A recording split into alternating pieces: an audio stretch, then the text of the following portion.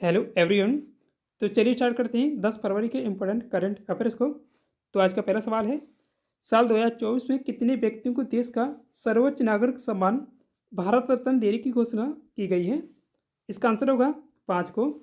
देखिए, 3 को अभी दिया गया है, इनसे पहले 2 को देने की घोषणा की गई है। केंद्र सरकार ने 9 फरवरी 2024 को पीवी नरसिम्हा राव, चौधरी चरण सिंह और एम एस स्वामीनाथन को मरणोपरांत पुरस्कार, इन तीनों को ही मरणोपरांत पुरस्कार दिया जाएगा, को देने की घोषणा की गई है। चौधरी चरण सिंह देश के 5वें और नरसिम्हा राव 9वें प्रधानमंत्री थे। वहीं कृषि वैज्ञानिक एम एस स्वामीनाथन हरित क्रांति के जनक कहे जाते हैं।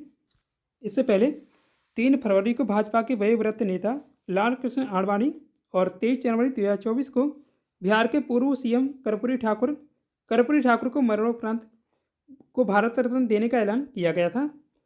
भारत रत्न देश का सर्वोच्च नागरिक पुरस्कार है।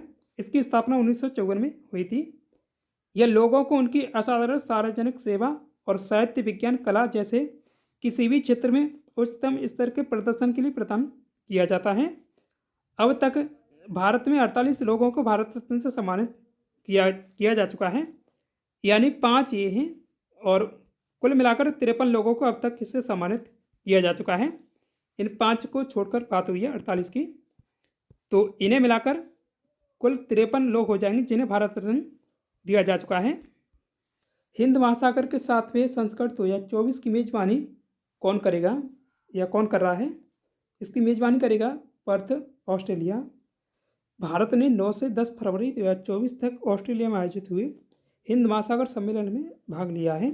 हिंद महासागर सम्मेलन का यह 7वां संस्करण है। इसमें भारत का प्रतिनिधित्व विदेश मंत्री एच जयशंकर ने किया है। 7वें हिंद महासागर सम्मेलन की 2024 में इस बार थीम है एक स्थिर और टिकाऊ हिंद महासागर की ओर, या towards a stable and sustainable Indian ocean है। हिंद महासागर सम्मेलन क्षेत्र में सभी के लिए सुरक्षा और विकास हेतु क्षेत्रीय सहयोग की संभावना पर विचार विमर्श करने के लिए हिंद महासागर के देशों का एक प्रमुख परामर्शी मंच है। इसे विदेश मंत्रालय द्वारा आयोजित किया जाता है। इसका 6वां संस्करण 2023 में ढाका, बांग्लादेश में आयोजित किया गया था। भारतीय विदेश मंत्रालय के इंडियन फाउंडेशन के जरिए इसे हर साल आयोजित किया जाता है। हिंद महासागर सम्मेलन का पहला संस्करण 2016 में सिंगापुर में आयोजित किया गया था, जिसमें 30 देश शामिल हुए थे। ऑस्ट्रेलिया की राजधानी कैनबरा है और इसकी करेंसी ऑस्ट्रेलियाई डॉलर है। इसके मौजूदा प्रधानमंत्री एंथोनी अल्बानीज हैं। देखिए, ये रहा ऑस्ट्रेलिया मैप में। मेगा नौसैनिक युद्धाभ्यास सम्मेलन 2024 की मेजबानी कौन करेगा? इसकी मेजबानी करेगा ऑस्ट्रेलिया। 19 फरवरी 2024 को विशाखापट्टनम, आंध्र प्रदेश में मेगा नौसैनिक युद्धाभ्यास सम्मेलन 2024 की मेजबानी भारत करेगा। मिलन द्विवार्षिक बहुराष्ट्रीय नौसैनिक अभ्यास है।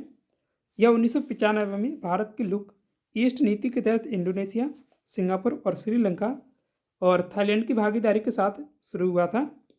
देखिए दोस्तों, अभी कुछ दिक्कतें चल रही है, इसलिए ये वीडियो आपको टाइम से नहीं मिल पा रहा है। वैसे ही वीडियो शाम को 8 बजे आता है। गुजरात के राजकोट में स्थित सौराष्ट्र क्रिकेट एसोसिएशन यानी SCA स्टेडियम का नाम बदलकर किसके नाम पर किया जाएगा?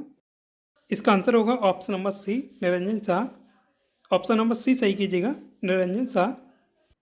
14 फरवरी 2024 को गुजरात के राजकोट में स्थित सौराष्ट्र क्रिकेट एसोसिएशन यानी SCA स्टेडियम का नाम बदलकर निरंजन शाह स्टेडियम किया जाएगा। सौराष्ट्र क्रिकेट एसोसिएशन स्टेडियम में पहला अंतर्राष्ट्रीय मैच 2013 में खेला गया था। BCCI के मौजूदा सेक्रेटरी जय शाह तीसरे भारत इंग्लैंड टेस्ट क्रिकेट की पूर्व संध्या पर 14 फरवरी को स्टेडियम के नए नाम का उद्घाटन करेंगे। निरंजन शाह वर्तमान में सौराष्ट्र क्रिकेट एसोसिएशन के मानद सचिव हैं। इसके अलावा वो क्रिकेट खिलाड़ी भी रहे हैं। निरंजन शाह 4 बार BCCI के सेक्रेटरी भी रहे हैं। निरंजन शाह IPL के उपाध्यक्ष भी रह चुके हैं। निरंजन शाह को क्रिकेट में सौराष्ट्र क्षेत्र की प्रगति का श्रेय दिया जाता है। इन्हीं की कोशिश के चलते राजकोट में सौराष्ट्र क्रिकेट एसोसिएशन स्टेडियम को टेस्ट स्टेडियम का दर्जा मिला था। विश्व चैंपियन भाला फेंक एथलीट नीरज चोपड़ा को किस देश के जंग फ्राउ चौक में मशहूर आइस पैलेस में पट्टिका लगाकर सम्मानित किया गया है? इसका आंसर होगा स्विट्जरलैंड में। स्विट्जरलैंड पर्यटन ने उन्हें सम्मानित किया है और चोपड़ा ने इस स्मारक पट्टिका का अनावरण किया है। जंग फ्राउ जोग को यूरोप का शहर कहा जाता है। इस तरह स्विट्जरलैंड के महान टेनिस खिलाड़ी रोजर फेडरर और गोल्फर रोरी मैकइलरॉय जैसे स्टार खिलाड़ियों के साथ शामिल हो गए हैं, जिनकी भी आइस पैलेस में ऐसी स्मारक पट्टिकाएं हैं। स्विट्जरलैंड की राजधानी बर्न, मुद्रा फ्रैंक है। राष्ट्रपति कौन है? Viola Amherd. स्विट्जरलैंड पश्चिम मध्य यूरोप में स्थित एक भूमि से घिरा देश है। इसकी सीमा दक्षिण में इटली और पश्चिम में फ्रांस, उत्तर में जर्मनी और पूर्व में ऑस्ट्रिया और लेक टेनटेस्टी से लगती है। ये आप मैप से देखिएगा। सैफ अंडर-19 महिला फुटबॉल चैंपियनशिप 2024 का खिताब किसने जीता है? इसका आंसर होगा भारत। भारत रहा इसमें विजेता। लेकिन ऐसा हुआ है कि जो बांग्लादेश के समर्थक हैं उन्होंने विरोध प्रदर्शन किया था। उसके बाद भारत को मेजबान बांग्लादेश के साथ सैफ महिला अंडर-19 फुटबॉल चैंपियनशिप 2024 का संयुक्त विजेता घोषित किया गया है। यानी पहले इसमें भारत ही विजेता घोषित किया गया था, उसके बाद बांग्लादेश को भी विजेता घोषित किया गया है और इसका मेजबान बांग्लादेश ने इसकी मेजबानी की थी। Wild life photographer of the year people's choice award 2024 किसे मिला है? इसका आंसर है नीमा सरी खानी। इस साल बर्फ़ के टुकड़े पर सोते हुए पोलर बियर यानी ध्रुवी भालू की तस्वीर को wild life photographer of the year people's choice award 2023 मिला है। ये 2024 है, यहाँ 23 हो गया है। इस तस्वीर को कैप्चर करने वाले विजेता का नाम नीमा सरी खानी है। साल 2024 में लगभग कितने करोड़ भारतीय लोकसभा चुनाव में वोट देने के लिए पात्र होंगे?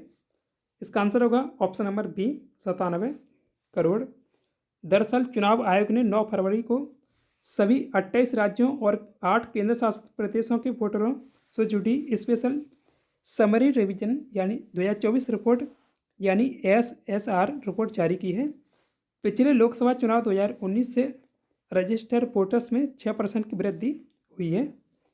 96.88 करोड़ वोटर्स आगामी आम चुनावों के लिए मतदान करने के लिए रजिस्टर्ड हैं।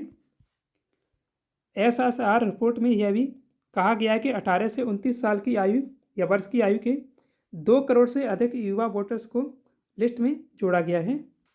वोटर लिस्ट में 2.63 करोड़ से ज़्यादा नए वोटर्स का नाम जोड़ा गया है, जिनमें से लगभग 1.41 करोड़ महिला वोटर्स हैं।